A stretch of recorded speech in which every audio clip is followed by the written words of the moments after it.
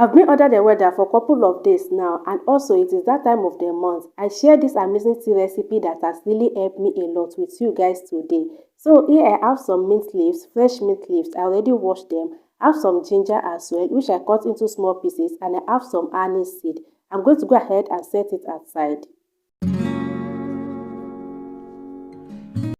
I add a cup and a half of water into the pot and I go in with the three powerful ingredients. These ingredients are so powerful, they are so beneficial to the body.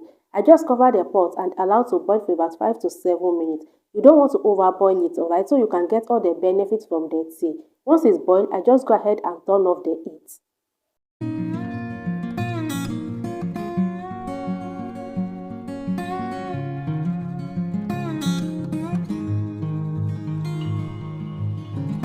I went ahead and strained out the tea, and that is it, guys. The tea has really helped me a lot. It has really helped with the cramps and with the flu. I feel so much better now, and I hope you guys like the recipe. If you do, please give the video a thumbs up, subscribe to the channel, leave a comment down below, and I will see you guys in my next video. You can go ahead and add some onion to it if you want. All right, bye.